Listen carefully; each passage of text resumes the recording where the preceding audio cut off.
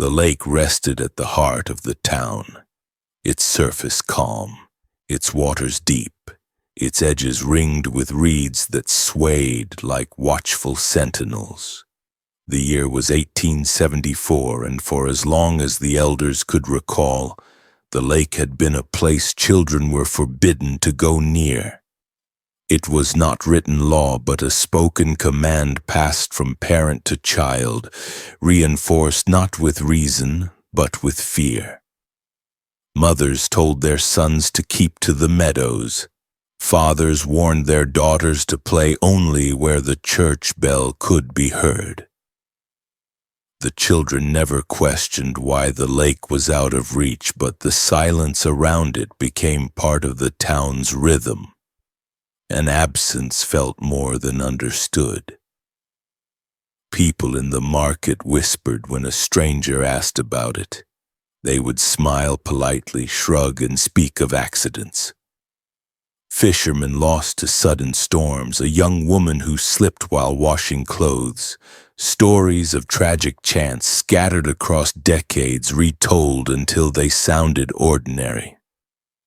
Yet the more one listened, the more the tales overlapped, as if all the losses had been swallowed by the same patient mouth. The townsfolk buried grief beneath routine. They built lives around the church, the mill, and the blacksmith's forge. The lake stood apart, a silent presence they circled but never entered. It gleamed in the distance, an untouched mirror of the sky, holding whatever truth they refused to name. Behind their restraint lay something older than memory.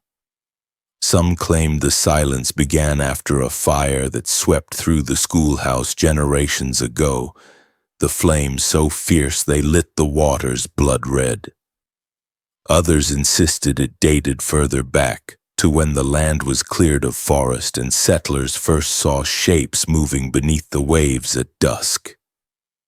No record remained, no official account survived, but each family carried fragments of warning passed down like inheritance. The caution became a habit, and the habit hardened into a rule that no one dared to break openly. Fear, like water, seeped into the cracks of daily life, yet children by nature were drawn to boundaries. The more they were told to avoid the lake, the more they longed to glimpse it. They spoke of its shimmer at sunset, of the way the wind carried strange echoes across the fields, almost like voices calling. Sometimes they dared one another to creep near its edge. They never lingered long. A chill would grip them, an unnatural stillness pressing against their small chests, as if the air itself pushed them back. They would run home breathless, never speaking of what they felt. In their silence, they mirrored their elders, learning early that some things were not meant to be spoken. The adults busied themselves with industry, yet unease lingered in their posture.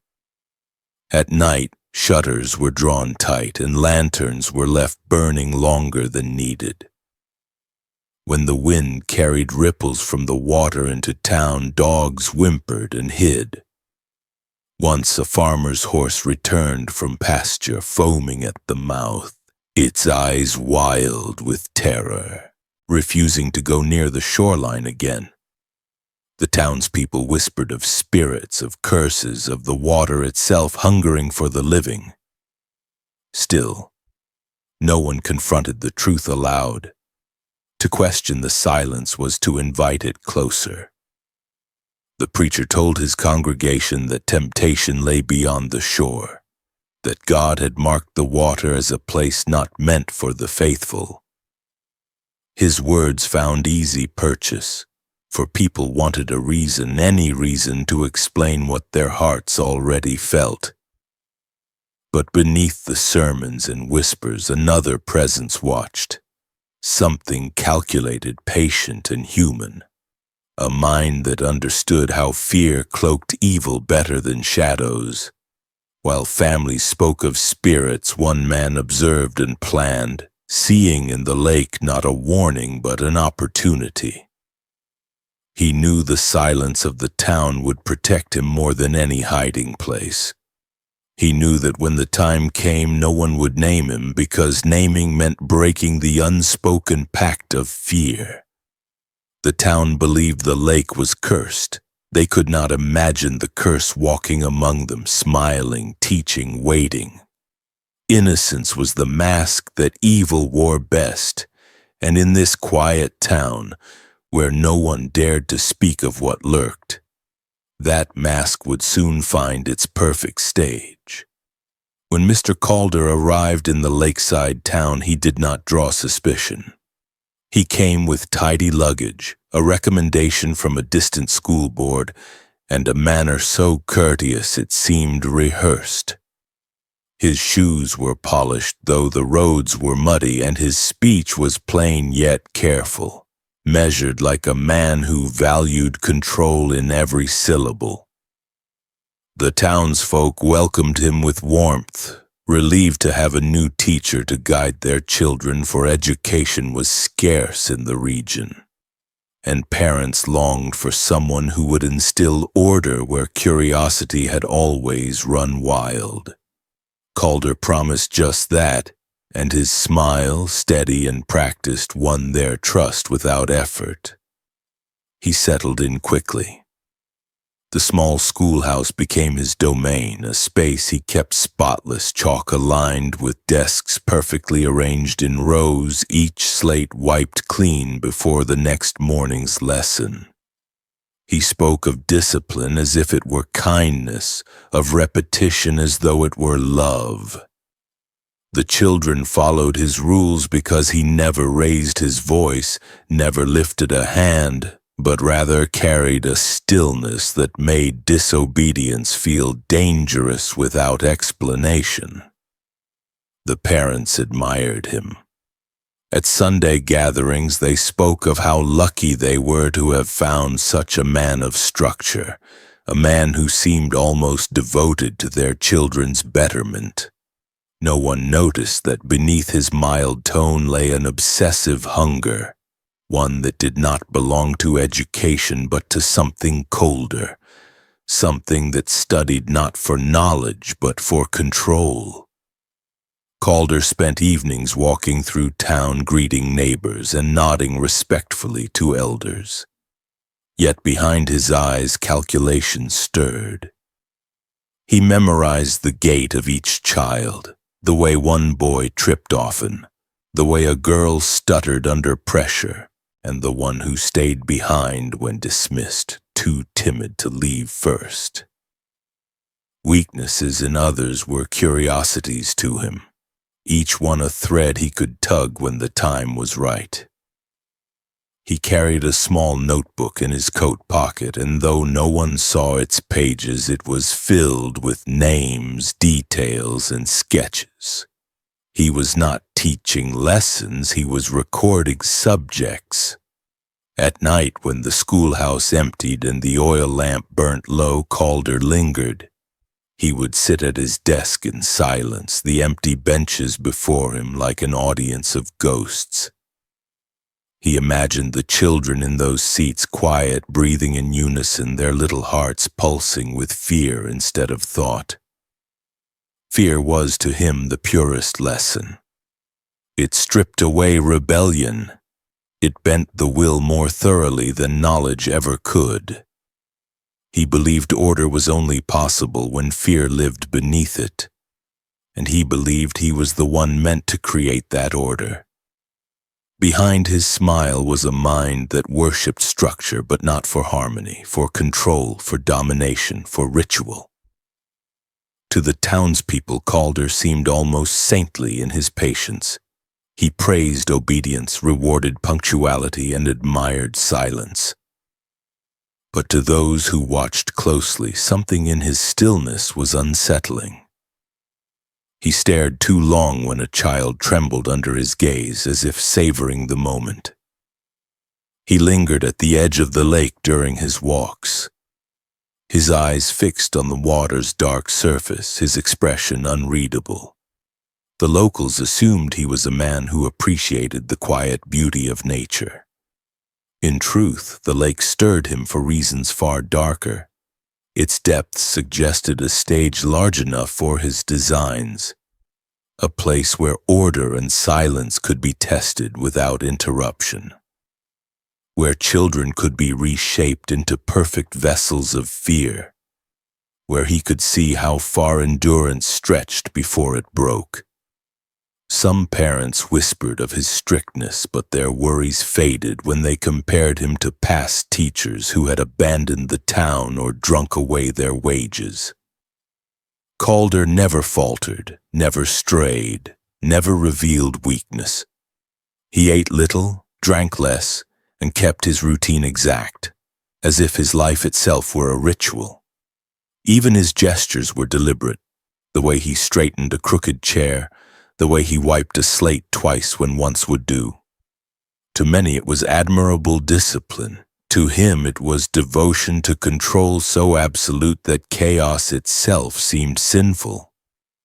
The children felt it before the adults did. They sensed that behind his gentle voice lay a hunger that could not be named.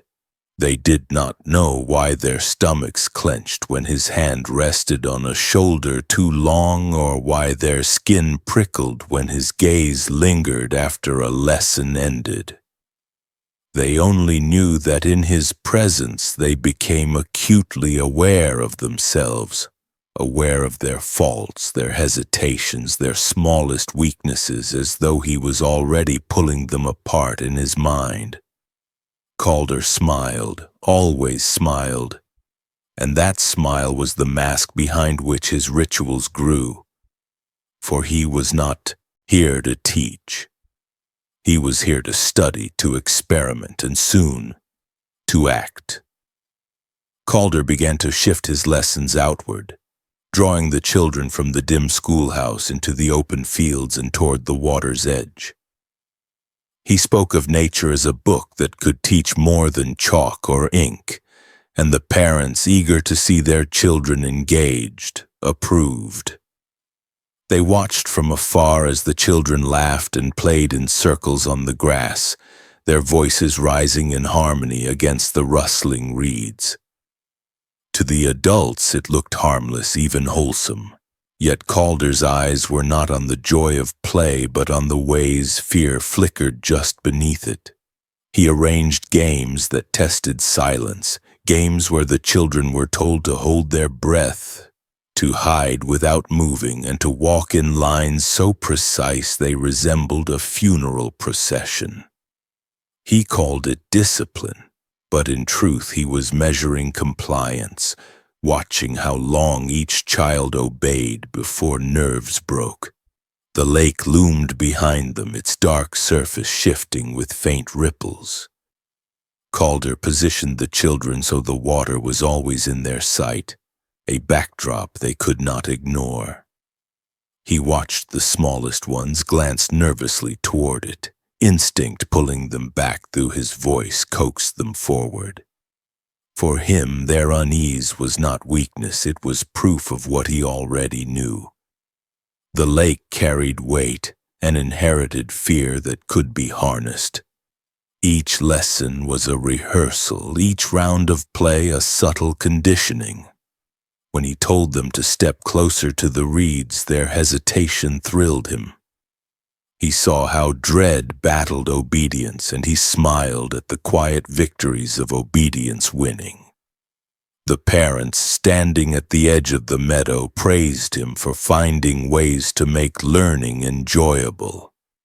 They saw only a teacher who combined discipline with freedom, never realizing how carefully he was binding the two together in the children's minds.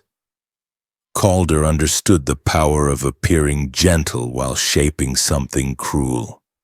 With each passing day, the games drew them closer to the water, each step disguised as innocent play. By the time the sun dipped low and the children were led home, they carried in them something new. The memory of fear obeyed and the sense of rule stronger than instinct. And Calder, walking alone by the shore after dismissal, knew his stage was ready.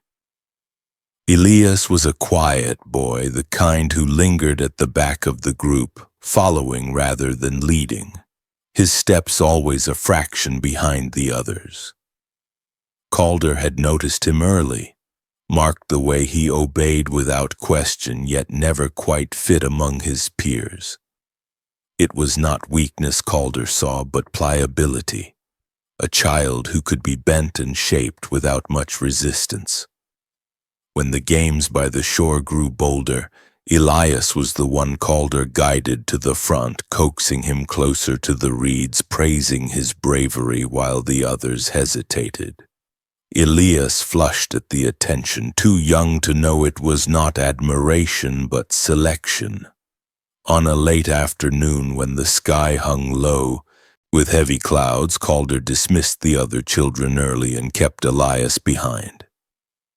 He spoke softly, framing it as a privilege, a private lesson by the lake where they could study the ripples and learn patience from the water itself. Elias agreed, grateful to be noticed, unaware he was stepping into a ritual rehearsed in Calder's mind long before. The shoreline was empty, the wind carrying the faint smell of rain, and Calder's hand rested lightly on the boy's shoulder as they walked down to the edge. Hours later, when Elias did not return home, the town gathered. Lanterns swayed in the dusk as voices called his name across the fields. The searchers spread along the lakeside, their boots sinking into the mud, their hands pulling back reeds that whispered in the dark. They combed the shoreline and dragged the shallows, but the water gave nothing back. Only at dawn did someone notice the shoes. They were placed side by side upon the damp bank, perfectly aligned, toes pointed toward the water, as if arranged with deliberate care. There were no tracks leading away, no signs of struggle, only that pair of shoes waiting in silence like an offering. The parents wept. The townsfolk muttered of accidents, of the boy wandering too far, slipping into the lake, vanishing beneath its depth. They clung to the story of chance because chance, however cruel, was easier to bear than design. The preacher declared it a warning from God, a lesson against disobedience, and the people accepted it, desperate to anchor grief in meaning. They did not question why the shoes sat so neatly, for to question would invite a darker truth into their lives. But Calder knew.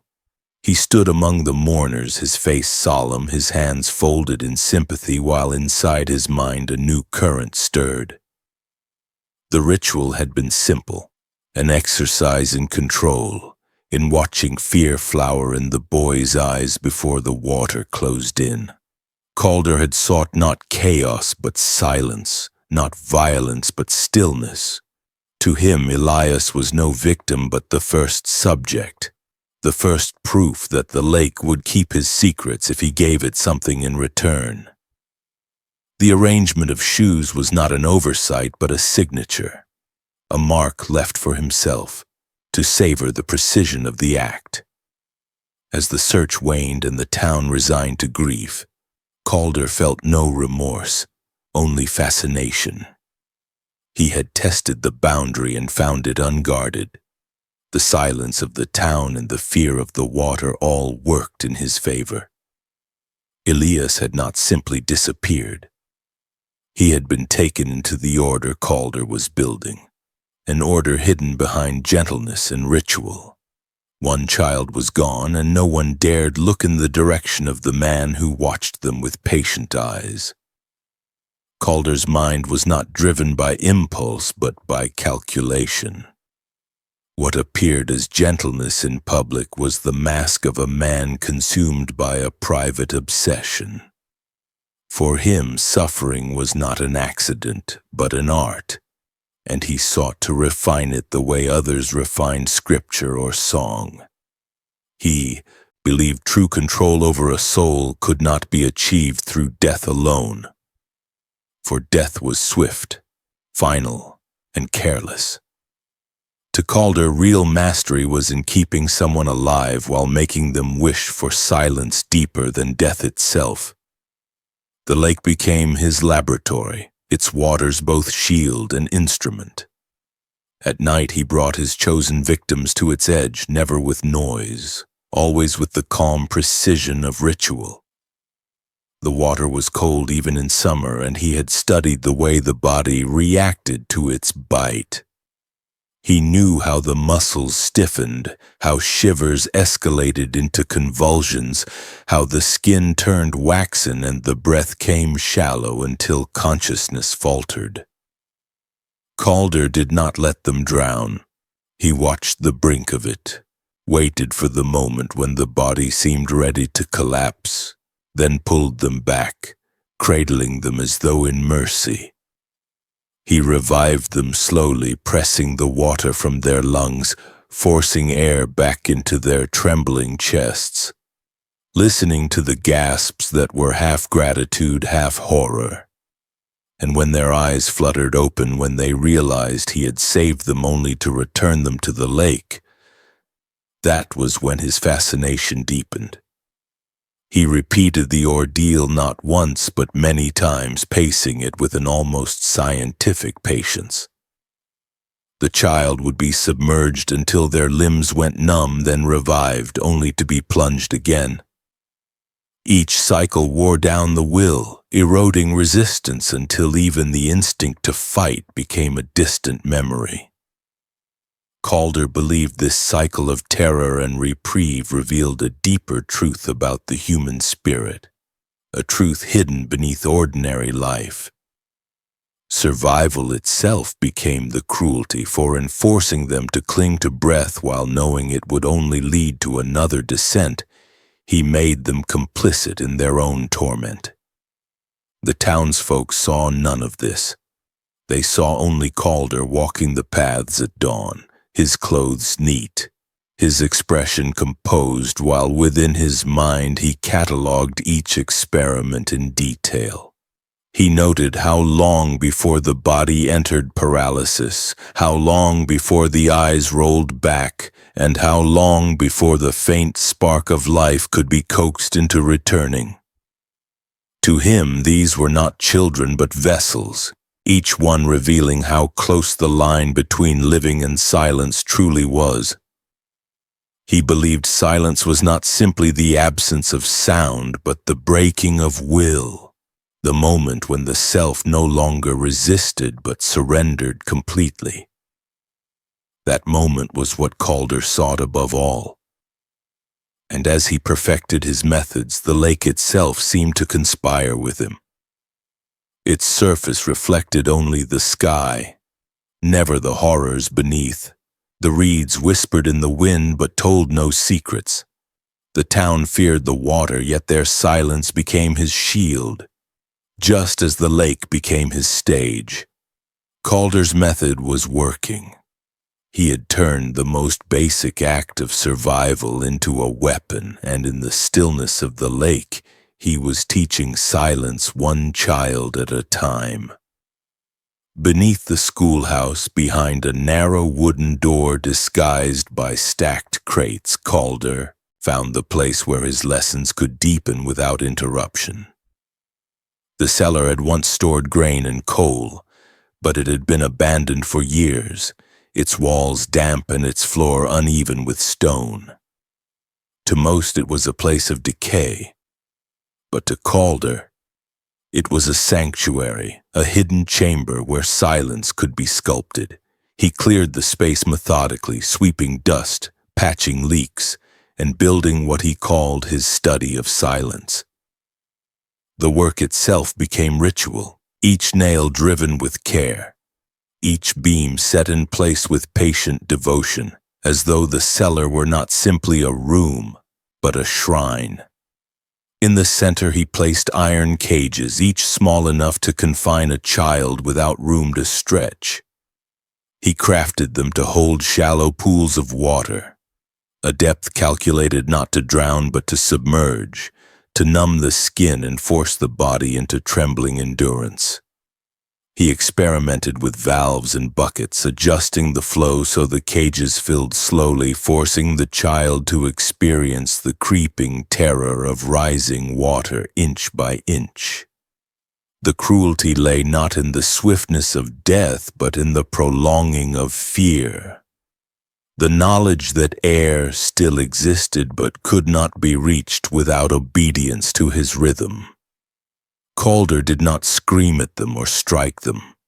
He watched. He crouched beside the cages with paper and ink, sketching their faces as panic twisted into silence. He recorded every detail with the precision of a scholar. The wideness of the eyes, the blanching of lips, the way fingers clawed at the bars before weakness replaced fight. For Calder, each child was a lesson, each sketch a page in a growing book of human limits. He believed the truest self appeared only when stripped of control, when all that remained was the body's last desperate attempt to endure. When the water reached their chins, he timed their breathing, noting the second when gasps broke into sobs and the sobs into resignation. He did not always let them cross into death. Often he drained the cages at the last possible moment, reviving them with calm hands, his touch almost tender. Survival to Calder was not a gift, but another cycle of cruelty. For once they had been spared, they knew the ritual would return. The cellar became a place where childhood was erased, replaced by silence so deep it clung to their eyes even after release. Above the cellar, the schoolhouse rang with lessons and laughter, the ordinary sounds of a town convinced its children were safe. Parents admired Calder for his dedication, never suspecting that beneath their feet he was reshaping innocence into terror. The cellar carried no sound into the world above, and Calder ensured it remained that way. In his mind, he was not a monster, but a teacher perfecting the purest curriculum: silence, endurance, and obedience. The schoolhouse was his mask, and the cellar his truth. The church bell tolled each Sunday morning, its sound rolling across the fields and echoing over the still waters of the lake. Families filed into the wooden pews, heads bowed not in peace but in quiet dread. The vanishings had already stained the air with suspicion, and though the town never spoke of the lake directly, its shadow lay heavy on every sermon. Parents clutched their children tighter during hymns, as though proximity alone could shield them from the silence that had taken others. Whispers began to move between the pews like insects, crawling from ear to ear. Some mothers suspected the blacksmith's eldest son, who had always been rough with the younger ones. Others cast glances at the widowed farmer who lived at the edge of the woods, his solitary life marked as unnatural in a town that prized community. Rumors fed on grief, and grief fed on fear.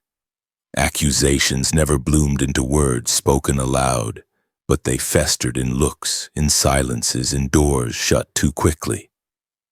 Neighbors who had once shared bread and tools now crossed streets to avoid one another.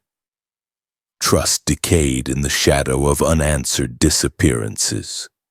The preacher, gray and solemn, did not soothe these divisions. He leaned into them. His sermons grew harsher, warning of sins festering in hidden places and of God's judgment on families who strayed from discipline and purity. He told them that temptation was not always from without but from within, that the enemy could be sitting beside them in the pews. His voice filled the rafters with threats of divine punishment, and the congregation left each week more fearful than before.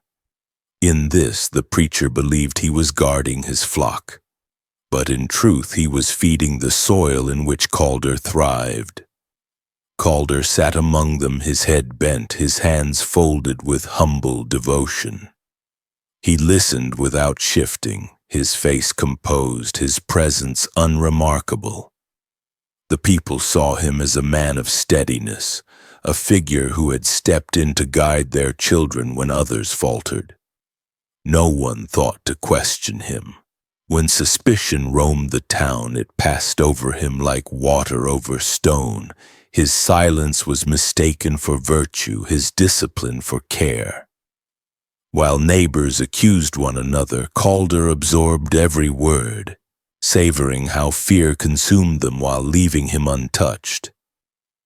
In his mind, the church was not a sanctuary but another stage. He saw how paranoia scattered trust, how the preacher's words turned neighbors into strangers. He knew that so long as suspicion flowed inward toward one another, it would never flow toward him. This was the climate he had hoped for. A town gnawing at itself, blind to the hand that guided its children into silence. Each vanished child deepened the rift, and Calder watched it widen with quiet satisfaction. Parents began to demand stricter rules, curfews tightened, and children were kept from wandering after dusk. Yet strangely, they still trusted the schoolhouse and still trusted the teacher who promised discipline and order. They left their children in Calder's care even as fear gnawed at them, because he presented himself as the solution, not the threat. In their eyes, he was the one who offered structure in chaos and protection in uncertainty. They never imagined that his order was the very machinery of their loss. At night, the same parents who praised him by day whispered to one another in their homes. They spoke of curses, of spirits, of punishment for the sins of their forefathers. They avoided naming men of flesh and blood, preferring to imagine the danger as something unseen. Calder understood this weakness. To name evil was to confront it, and the townsfolk lacked the courage. Their whispers became his shield, a fog of superstition that concealed the simple human cruelty behind their tragedies. The church bell rang on, each toll both a summons and a warning. Families gathered, sang hymns, prayed for deliverance, and left more fractured than before. Calder returned to his cellar and his lake, his mind sharpened by the knowledge that fear had blinded them perfectly. The preacher had given him a gift, a town that believed punishment came from God, not from man.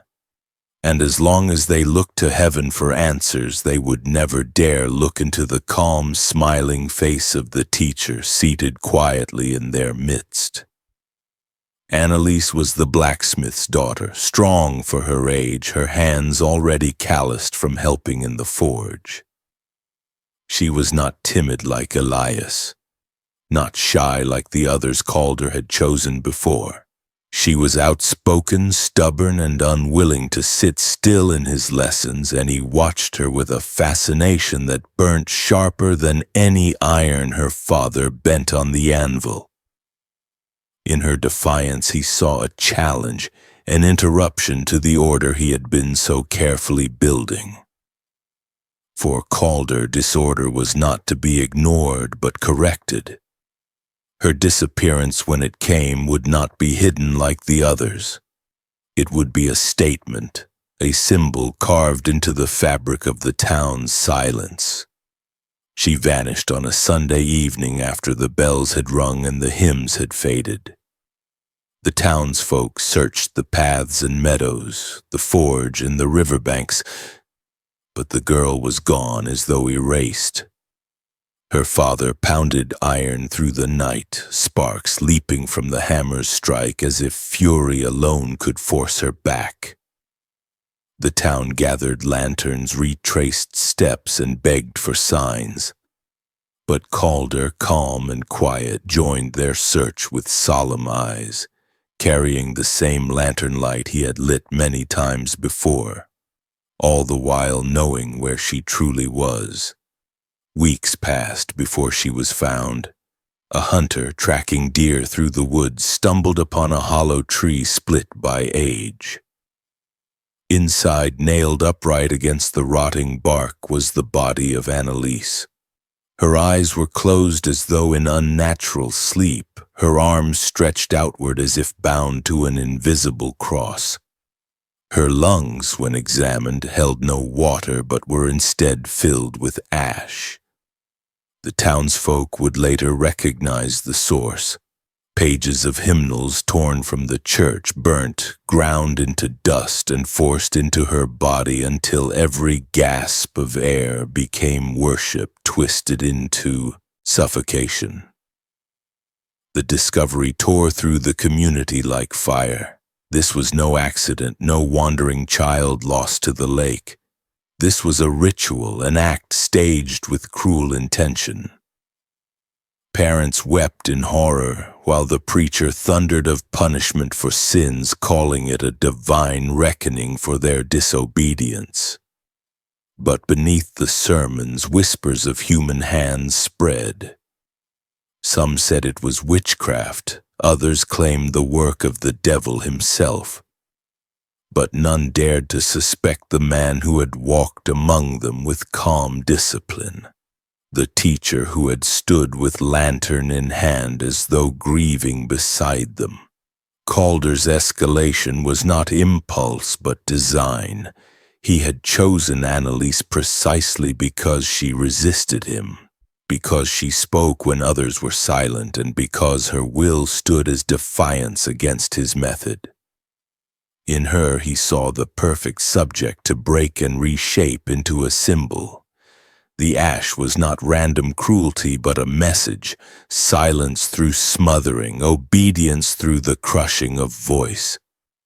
He had taken the very hymns the preacher used to control the town and turned them into instruments of death, a reversal that mocked both faith and family alike. Her body inside the hollow tree was more than a killing. It was a sermon of his own, one written in pain and displayed like scripture for any who dared to look. The blacksmith's hammer went silent in the days that followed. He no longer entered his forge, no longer raised his eyes to meet the townsfolk who avoided his grief. The town grew heavier in its suspicion, each family turning inward, afraid not only of the water but now of the woods.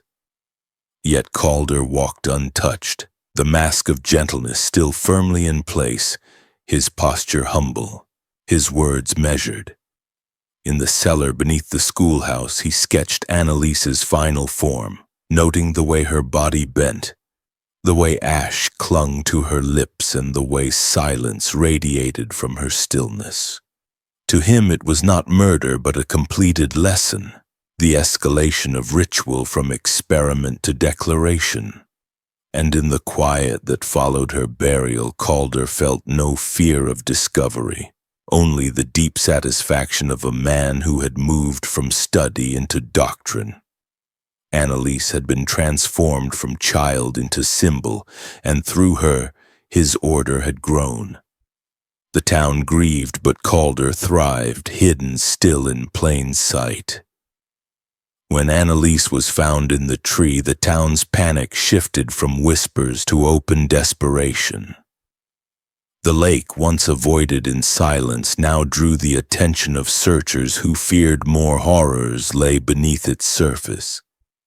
Men brought boats, lanterns, and crude nets, rowing out across the dark water in uneasy silence. They expected to find bones or bodies, perhaps the lost remains of Elias or other vanished children. What they raised instead chilled them more deeply than any corpse could. From the bottom of the lake came shapes that at first seemed human, pale and limp, swaying in the water like drowned souls. But when they were pulled to shore and laid upon, the mud, the truth revealed itself. They were mannequins, wooden torsos carved crudely into the shape of children, stuffed with straw, their limbs jointed, their heads painted with hollow eyes. Each figure was bound with iron weights, their mouths stuffed with reeds, their bodies scarred with scratches and burns from long submersion. The investigators recoiled in confusion, but Calder's design was clear to any who looked closely. The mannequins were practice test subjects in his pursuit of mastery. Their wooden chests were marked with shallow cuts measuring depth, as though he had counted how far the water could rise before life fled. Some were rigged with hollow compartments that could hold air, allowing them to float half-submerged. Others were cracked open, their insides blackened with ash, revealing experiments of fire against water. He had rehearsed every possibility, refining his ritual before ever touching flesh. What haunted the men most were the ropes. Each mannequin had been tied in ways that suggested struggle. The wrists bound tightly, the ankles crossed and secured, the heads tilted back as if resisting. It was not random cruelty, but staged repetition. Calder had practiced not simply drowning, but the appearance of it, constructing scenarios that could be mistaken for accident, as if preparing for discovery. He had studied the way bodies would look when pulled from the lake, ensuring that when a real child was found, the story of chance would always seem possible. The townsfolk whispered of witchcraft again, some claiming the mannequins were dolls meant to lure spirits, others insisting they were offerings to whatever lived beneath the lake. The preacher thundered of idolatry, of false gods demanding sacrifice, but beneath their superstitions a darker truth was waiting. That the hands that carved these mannequins were human, meticulous, and deliberate. A craftsman had made them, and the intent was not worship but experiment. Calder remained untouched by suspicion. He stood on the shore with the others, his expression grave, nodding solemnly at every theory spoken aloud. Inside, however, he felt something closer to triumph. The mannequins had served their purpose, and now they served him again by feeding confusion. Their discovery diverted blame towards superstition and sin, away from reason and flesh. The people wanted to believe the lake itself was haunted, that the mannequins were symbols of something beyond human cruelty, and Calder allowed them to believe it. In his private mind, the mannequins were not failures cast aside, but stepping stones. They were the evidence of his discipline, his patience, and his pursuit of control through repetition. Each figure had taught him something. How long it took to sink a body weighted with stone. How reeds could mimic the choking of lungs. And how the current could scatter remains and make recovery nearly impossible. By the time he moved from wood to flesh, his ritual was perfected. Death was no longer random. It was calculated, tested, and rehearsed until survival itself became the illusion. The lake gave back its harvest of wood and straw, but the real fruits of Calder's work remained hidden. The mannequins only hinted at the depth of his obsession, at the careful hands that treated cruelty as study. The townsfolk buried the practice figures in shallow graves, hoping to rid themselves of the terror they inspired. Yet the true terror still walked among them, smiling, trusted, already thinking of the next lesson in silence. Grief in the town no longer lay quiet. It clawed its way into homes, tore at families, and turned neighbors into enemies. Each new disappearance left scars that did not heal but spread, pulling apart bonds that once seemed unshakable. Mothers stared too long at one another's children, searching for signs of guilt or envy. Fathers, once bound together by shared labor, now eyed one another with suspicion, their hands tight on tools that felt less like instruments of work and more like weapons waiting for a target. The air itself seemed poisoned by mistrust, and every echo from the lake carried the sound of accusation. In kitchens and at market stalls, whispers sharpened into words spoken more boldly. Some said Elias had been lured away by the miller's son, jealous of his father's affection.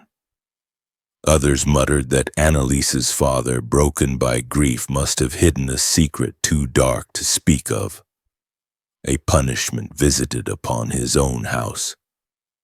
The mannequins found in the lake were woven into every theory. Some parents insisted they were toys of witches. Others claimed they were the practice of a neighbor with twisted desires. The preacher's sermons, meant to comfort, only fueled the storm, reminding them that sin always began close to home. It was easier to see a devil in the man next door than to admit that true evil might wear the face of someone trusted. The children suffered most under the weight of suspicion. They were kept locked indoors, their play reduced to silence within cramped rooms. Mothers wept when their sons asked why the meadow was forbidden now, why the schoolhouse felt colder, and why laughter had gone from their days. Fathers lashed out at the smallest misbehavior, convinced that strictness could protect where love had failed. In some homes, grief boiled into madness. A mother who lost her daughter began wandering the streets at night, calling her name into the dark, convinced she heard footsteps following her. A father nailed shut every window, then drank himself into a stupor, believing that by sealing his house he could keep the shadows from taking what remained. The town was not only losing children to the lake and the woods, it was losing itself to despair. And through it all, Calder watched. He stood quietly at funerals, his presence calm, his words gentle, always offering condolences, always reminding the parents to keep faith. They clung to him because he seemed unbroken, because his discipline had not faltered. In their desperation, they mistook his stillness for strength, never realizing that he was feeding on their pain, drawing energy from the collapse of their bonds. Their suspicion of one another was his shield, and he welcomed every fracture in their trust. The more they turned against each other, the safer he became. In his cellar, Calder sharpened his rituals while the town unraveled above. The breaking of parents was as essential to his design as the drowning of children. He wanted not only silence in the body but also silence in the community, a place where grief spoke louder than truth, where despair blinded eyes that might have seen him. Each broken family was another layer of protection around his work. Each accusation thrown at an innocent man was another step deeper into his concealment. He thought of himself as the hand shaping not only the children's endurance but also the town's unraveling, orchestrating a symphony of decay with himself at the silent center. Mothers who once gathered to share bread now refused to enter one another's homes. Fathers who once bent their backs side by side in the fields now carried resentment sharper than their scythes. The church pews, once filled with collective hymns, became divided rows of cold stares and clenched hands. The town that had once been bound by community was now hollowed by fear, each family retreating into itself, convinced that evil lived in the house across the street. Calder understood that this was not chance, but victory. The silence he worshipped was not only in the cages and the water, but also in the very streets of the town, where people no longer spoke freely, where every voice was strained by mistrust. Evil had no need to hide in shadows when it could stand openly in the daylight, cloaked by the blindness of despair. The town was breaking, and he was its patient architect, smiling softly, watching as the collapse made room for more of his work. The storm came without warning, rolling in from the west with a violence the town had not seen in decades. The wind tore through the fields, bending trees until their roots split the earth, while rain battered the rooftops in sheets so heavy the church bell could not be heard above it. Lightning cracked across the sky, its light flashing over the lake and illuminating the waves that rose and crashed against the shore. The water swelled, spilling into the meadows and pushing mud into places it had never touched before. By dawn, the town was soaked and silent, its streets flooded, its people exhausted from a night spent barricading doors and praying their homes would not collapse under the weight of the storm. Yet when the rain ceased and the water began to drain away, it revealed something the storm alone could not explain. Beneath the schoolhouse, where the earth had softened and broken apart, a cavity gaped open. The water had torn through old foundations, exposing a chamber that none of the townsfolk had known existed. At first it was thought to be a forgotten storage room, some relic of the schoolhouse's earliest years. But when men approached with lanterns and ropes, the truth became undeniable. The chamber was not for storage, but for secrecy, and what it held was far more horrifying than anyone in the town could have imagined. The cellar floor was slick with mud, but the walls remained dry enough to bear their terrible record. Hung carefully along wooden beams were sheets of paper protected from moisture by waxed cloth, each one filled with sketches in Calder's patient hand. They were not the drawings of a teacher nor the idle marks of a man passing time. They were studies exacting and cold, each one focused on a single child. Every missing face was captured, not in the softness of memory, but in the distortion of fear. Elias appeared again and again, his wide eyes marked at different stages of suffocation. Annalise was rendered in grotesque detail, ash smeared around her lips in strokes of black ink. Others who had not even been declared missing yet were there too, their features half finished as though waiting for completion. The sketches did not stop at faces.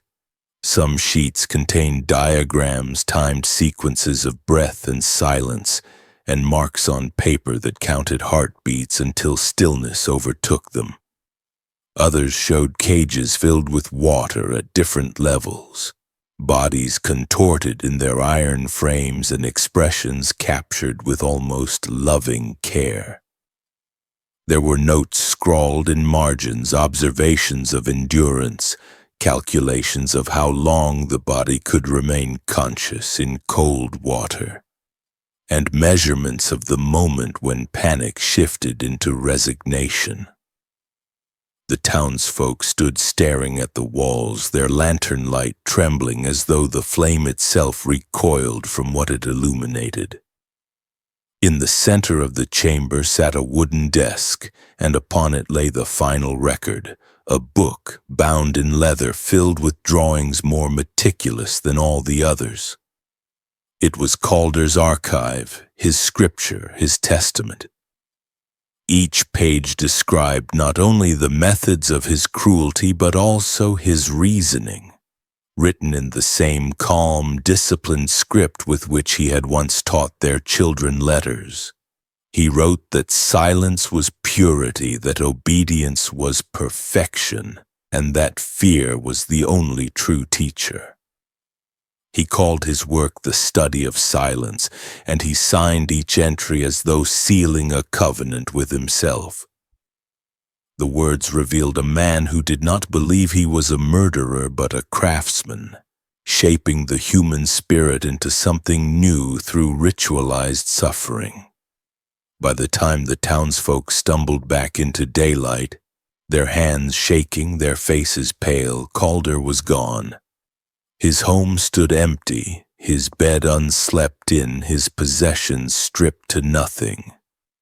He had vanished as though dissolved by the storm itself, leaving behind only the chamber, the sketches, and the silence that now weighed heavier than ever.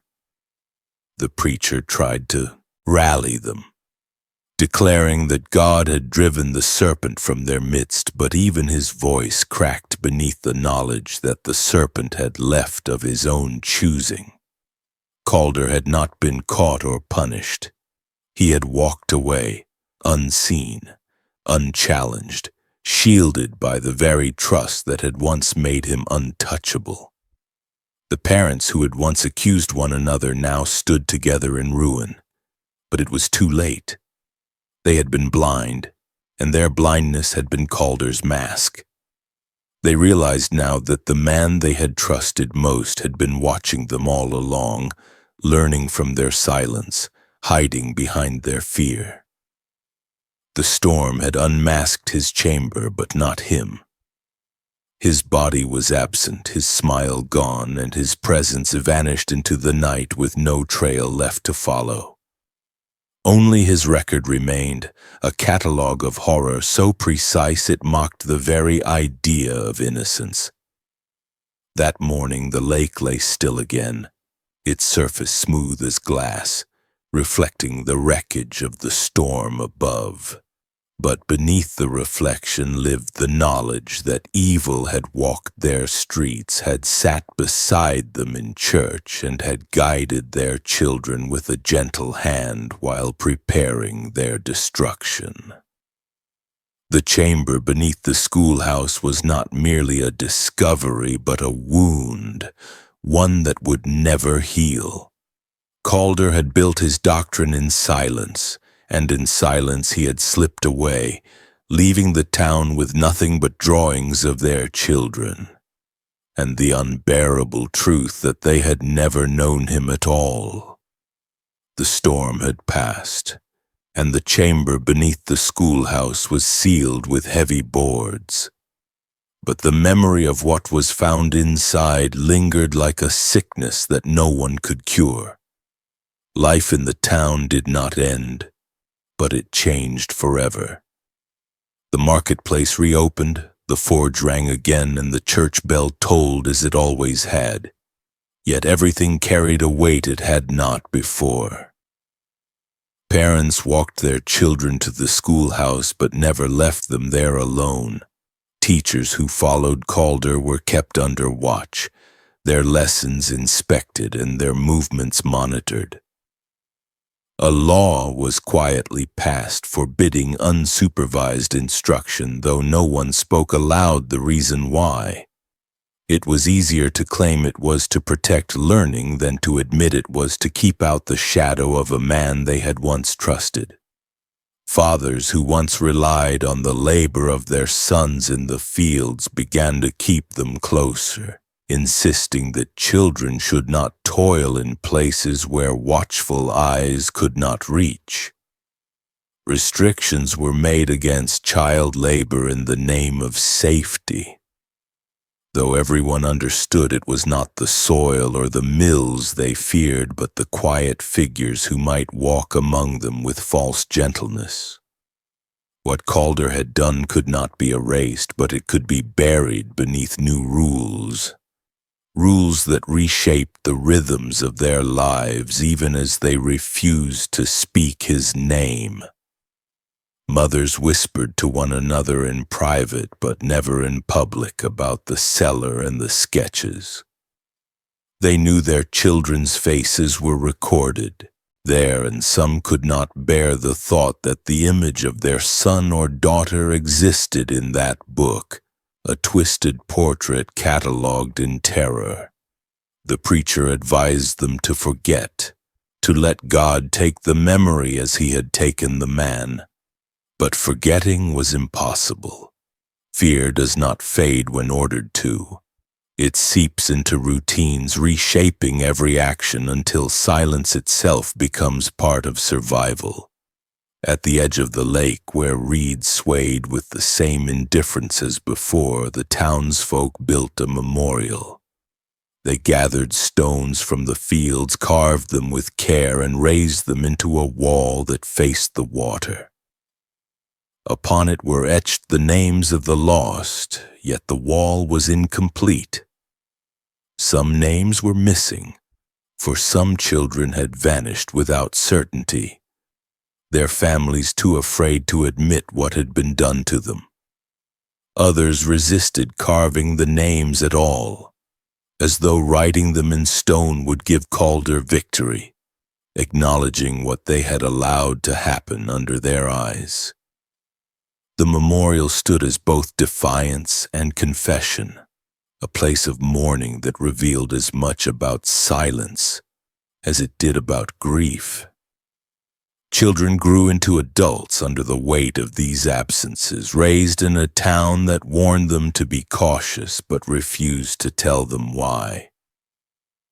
They knew never to walk alone, never to trust too easily, never to look too long into the stillness of the lake. Their parents told them it was for their safety, but the children sensed it was born from something darker, a fear inherited without explanation. Fear became the inheritance of the town, passed down alongside bread and land, shaping each new generation with rules rooted not in wisdom, but in terror. And Calder, though gone, remained everywhere. He lived in the tightened rules of classrooms, in the wary stares passed between neighbors, and in the stone memorial by the shore that stood incomplete. His true legacy was not the drawings or the cellar, but the silence that persisted long after. The town had been rebuilt, but it had not recovered. The wound remained, invisible yet open, reminding them each day that evil had once walked freely among them, wearing the face of trust, and had vanished without punishment into the night. Decades passed, and the storm that had unmasked the chamber beneath the schoolhouse faded into the town's history, spoken of only in whispers among the oldest families. Calder himself became more ghost than man, his name omitted from sermons, his deeds buried beneath silence as deliberate as the earth over a grave. Yet silence does not erase, it preserves. What he left behind did not rot or vanish with him. It waited, hidden in places no one thought to look, until curiosity unearthed it once more. In the early years of the new century, a private collector in a distant city purchased a trunk from an estate sale. It was unremarkable at first glance, a plain chest of oak with rusted hinges. Inside were books wrapped in cloth, their pages yellowed but intact. They bore no title, only a single phrase carved into the inside of the lid. The study of silence. What the collector found spread like a shadow across the academic world. Calder's journals had resurfaced, every drawing, every calculation, every description of cruelty carefully preserved in his calm, precise script. The pages revealed methods that defied imagination. He had written of the lake as his first instrument, recording the stages of hypothermia, with the detachment of a physician. He described the cages beneath the schoolhouse, the gradual filling of water, and the exact second when breath faltered into panic. He detailed how long the body could survive without air before consciousness broke, and how to revive a child only to plunge them again, turning survival itself into torment. The sketches were even more haunting than the words, showing the missing children's faces twisted in fear, recorded as lessons rather than lives. Historians argued over the meaning of these journals. Some claimed Calder had been a man of science, a grotesque precursor to modern experiments in endurance and psychology, a mind obsessed with the boundaries of the human body. Others insisted he was no scientist, but a disciple of something older, a man who had turned cruelty into ritual and ritual into doctrine, using the language of study as a mask for worship of silence itself. Both sides agreed on one truth. The evil was not born of rage or madness, but of patience, discipline, and method. It was the kind of evil that does not break through doors with violence, but waits quietly at the table, smiling, unnoticed until it is too late. The resurfacing of Calder's work forced a reflection that cut deeper than history. His journals revealed that the face of evil does not always shout or rage. Sometimes it whispers, sometimes it organizes desks in perfect rows, praises obedience, and hides its obsession behind gentleness. The study of silence was not only a record of cruelty, but also a mirror held up to society's blindness, a reminder that trust can be the strongest shield for corruption. Evil thrives not in chaos, but in order, not in fire, but in silence. And in that silence, Calder had found his stage,